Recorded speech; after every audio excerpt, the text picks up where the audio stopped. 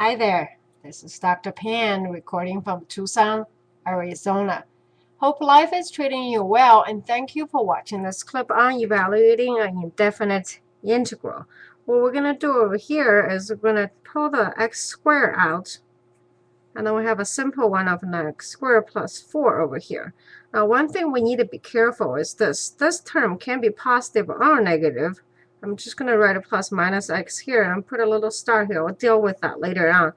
9x squared plus 4. Okay, so for the purpose of this one, I'm going to do u equal to 9x squared plus 4. Then my du is 18x dx.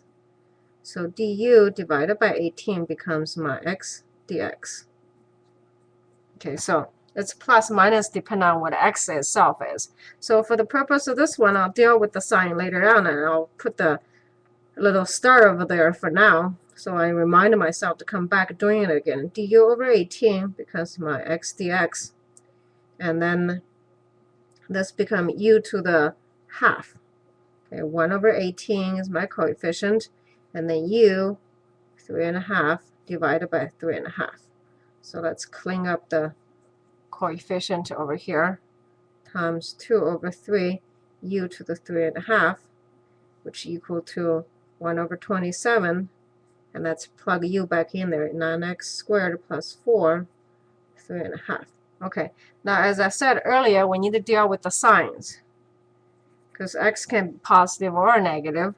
And what you can do is you can say, well, this one's going to equal to positive this, 9x squared plus 4 to the 3.5 if x is bigger than 0, and negative this, 9x squared plus 4, 3.5 if x is less than 0. And there's a clever way. You don't have to do this, and for the purpose of most exams, that's good enough.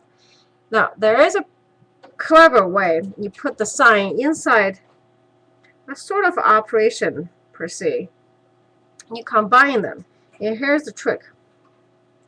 You're going to have x cubed on the bottom, so that x cubed is going to be positive when x is positive, and negative if x is negative.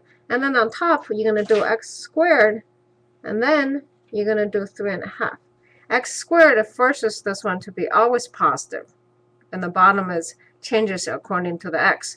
And then because x squared to the 3.5 is really equal to x cubed, we're not really changing the value of, so this value-wise is 1.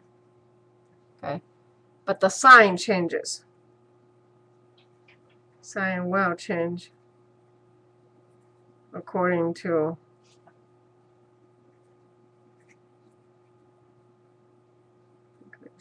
according to the sign of x. Now, like I said, this is a trick I learned back in graduate school. So if it's not clear, it's not a big deal. Here's the final answers, pretty well accepted. All right, I hope it's clear. Once again, from Tucson, Arizona, this is Dr. Pan, making learning math fun.